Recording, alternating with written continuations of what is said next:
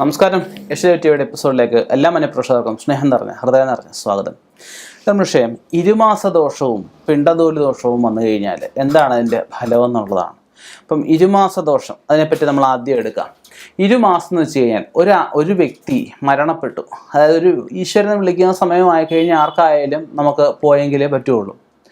അപ്പം നമുക്ക് ഒരു വ്യക്തി മരണപ്പെട്ട് കഴിഞ്ഞാൽ, ഉദാഹരണം നമ്മൾ മലയാള മാസമാണ് ഇതിനകത്ത് കണക്കാക്കുക, ഇംഗ്ലീഷ് മാസമല്ല.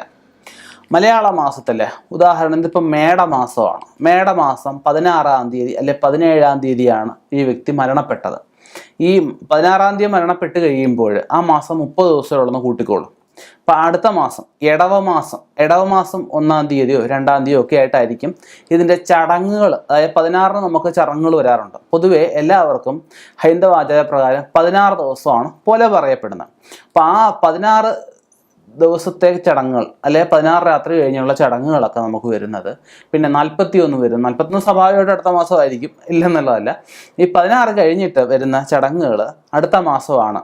ഇടവ മാസമാണെങ്കിൽ നമുക്ക് ആ ഒരു അവസ്ഥയെ ഇരുമാസ ദോഷം വന്നു കഴിഞ്ഞാൽ ഇരിക്കുന്നവർക്ക്, പൊലയുള്ളവർക്ക്, മറ്റ് പ്രായം ചെന്നവർക്ക് ഒക്കെ ദോഷമായിട്ടുള്ള അവസ്ഥയിൽ പറയാറുണ്ട്. അതുപോലെയുള്ളൊരു ദോഷമാണ് പിണ്ടനൂല് ദോഷം എന്ന് വെച്ച് കഴിഞ്ഞാൽ തൃക്കേട്ട കാർത്തിക മുപ്പൂരം യമൻ അഹിയും തഥാ ആർദ്രയോട് തഥാ ചോതി പിണ്ടനൂലിവ 9. അതായത് ഇതിൽപ്പെട്ട 9 നക്ഷത്രങ്ങളെയാണ് പറയപ്പെടുന്നത്. തൃക്കേട്ട കാർത്തിക പൂരം, പൂരാടം പൂരുട്ടാതി ഭരണി, ആയില്യം തിരുവാതിര ചോതി. ഈ നക്ഷത്രങ്ങൾ എന്ന് വെച്ച് കഴിഞ്ഞാൽ പിണ്ടനൂല് നക്ഷത്രത്തിൽപ്പെട്ടതാണ്. അപ്പം ഈ പിണ്ടം വെച്ചവർക്ക് കുറച്ച് കൂടുതൽ ദുരിതങ്ങളും പ്രയാസങ്ങളും ഒക്കെ ഒരു വർഷത്തിനകമായിട്ട് സംഭവിക്കുന്ന അവസ്ഥ പറയാറുണ്ട്. അതുകൂടാതെ തന്നെ നമുക്ക് ഈ നൂൽദോഷം എന്ന് വെച്ച് കഴിഞ്ഞാൽ ചില കർമ്മികൾ പിണ്ടനൂല് ദോഷത്തിന് ഈ ദർഭ കൊണ്ടോ അല്ലെങ്കിൽ നൂല് കൊണ്ടോ വെള്ളി നൂല് കൊണ്ടോ ഒക്കെ നമുക്ക് രൂപങ്ങളൊക്കെ ഉണ്ടാക്കി ചില ചടങ്ങുകളൊക്കെ ചെയ്ത് സഞ്ചയനത്തിനോ അല്ലെ അനന്തര കർമ്മങ്ങൾ വേളയിലോ ഒക്കെ നമുക്കിത് ഹോമിച്ച് കളയോ അല്ലെങ്കിൽ കരിച്ച് കളയോ ഒക്കെ ചെയ്യാറുണ്ട്. അതുകൊണ്ട് ഇതിനൊരു പ്രതിവിധി ആവുന്നില്ല. നമുക്ക് ഇരുമാസ ദോഷം വന്നു കഴിഞ്ഞാൽ ഇരിക്കുന്നവർക്ക് ദോഷമായിട്ട് ഇരിക്കുന്നവർ ചിലപ്പോൾ ഒരു മരണതുല്യമായ ക്ലേശങ്ങളൊക്കെ ഉണ്ടാവാമെന്ന് പറയുന്നുണ്ട്. ഈ പറഞ്ഞ പോലെ തന്നെ പിണ്ടനൂല് ദോഷം വന്നു കഴിഞ്ഞാൽ നമുക്ക് സുഹൃതക്ഷയമാണ് കൂടുതലായിട്ടും നമുക്ക് എല്ലാവരും നിർദ്ദേശിക്കുക.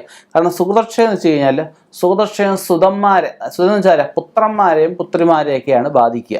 പോലെയുള്ള ഈ മരിച്ച ആളുടെ സന്താനങ്ങളെയാണ് കൂടുതലായിട്ട് ബാധിക്കുന്നത്. ഇവർക്ക് കിട്ടേണ്ട കാര്യങ്ങൾ കിട്ടേണ്ട സമയത്ത് കിട്ടാതെ വരുന്ന അവസ്ഥ, കൈ വന്ന ഭാഗ്യങ്ങൾ കൈ തെറിച്ചു പോകുന്ന അവസ്ഥകൾ ഉണ്ടാവുക, ഭാഗ്യദോഷങ്ങൾ ധാരാളമായിട്ട് ഉണ്ടാവുക, ചിന്തിക്കുന്നതിന് വിപരീതമായിട്ടുള്ള കാര്യങ്ങൾ സംഭവിക്കുക.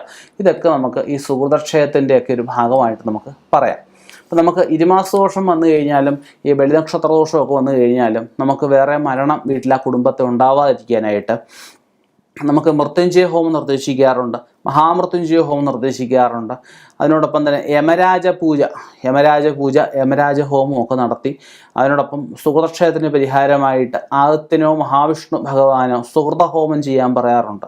സുഹൃതഹോമം ചെയ്ത് ആ സുഹൃതക്ഷയ ദോഷത്തിനെ നമുക്ക് അതാത് രൂപങ്ങളിലേക്ക് ആവാഹിക്കുകയും ബലിനക്ഷത്ര ദോഷം അല്ലെങ്കിൽ ഈ പറഞ്ഞ പോലെ പിണ്ടനൂല് ദോഷം, കരിനാൾ ദോഷം, ഇരുമാസ ദോഷം ഇതിനെയൊക്കെ അതായത് രൂപങ്ങളിൽ ആവാഹിച്ച് ശിവക്ഷേത്രങ്ങളിൽ കൊടുക്കുകയോ അല്ലെങ്കിൽ കാലന് ബലി കൊടുത്ത് ഉച്ചാടിക്കുകയോ ചെയ്യാനൊക്കെ പറയാറുണ്ട്. ഇതൊക്കെ ചെയ്യുന്നതിലൂടെ ആ ദുരിതം അകന്നു പോവുകയും മറ്റൊരു മരണം ആ കുടുംബത്തിൽ ഉണ്ടാവാതിരിക്കുകയും ചെയ്യും. അപ്പം നമുക്കൊരു വീട്ടിൽ ഒരു മരണം ഉണ്ടായി കഴിഞ്ഞ് കഴിഞ്ഞാൽ നമുക്ക് ആ ഒരു വിടവ് വരുന്നതിനകമായിട്ട് വേറൊരു മരണം ഉണ്ടാവരുതെന്നാണ് നമ്മൾ ഉദ്ദേശിക്കുന്നത്. അപ്പം നമ്മൾ ഇതിൻ്റെ കാര്യങ്ങൾ ചിന്തിക്കേണ്ടത് മരണപ്പെട്ട് കഴിഞ്ഞാൽ ഉടനെയല്ല, നമ്മൾ 16 കഴിഞ്ഞതിന് ശേഷം ഒരു ജ്യോതിഷനെ കണ്ടതിന് ശേഷം നമ്മളിത് ചിന്തിച്ച് കഴിഞ്ഞാൽ അധികം താമസിക്കാൻ പാടില്ല. അധികം താമസിക്കാനും വേണ്ട പ്രതിവിധികൾ ചെയ്ത് മുന്നോട്ട് പോവുക. നല്ല വൃത്തിയായിട്ട് ചെയ്യുന്ന കർമ്മികളെ കൊണ്ട് ചെയ്യിപ്പിക്കുക. അല്ലാതെ ഈ ഡംഡും കാണിക്കുന്നതിനെ കൊണ്ട് ചെയ്യിപ്പിച്ച് കഴിഞ്ഞാൽ നമ്മൾ ഈ പൂജയ്ക്ക് നമ്മൾ ഉദ്ദേശിക്കുന്ന ഫലസിദ്ധി ഉണ്ടാവുകയില്ല, വേറെ മരണങ്ങൾ ഉണ്ടാകാനുള്ള സാധ്യതകൾ വന്നു ചേരുകയും ചെയ്യും. അപ്പം ചെയ്യുമ്പോൾ അങ്ങനെയൊക്കെയുള്ള കാര്യങ്ങൾ ശ്രദ്ധിക്കുക.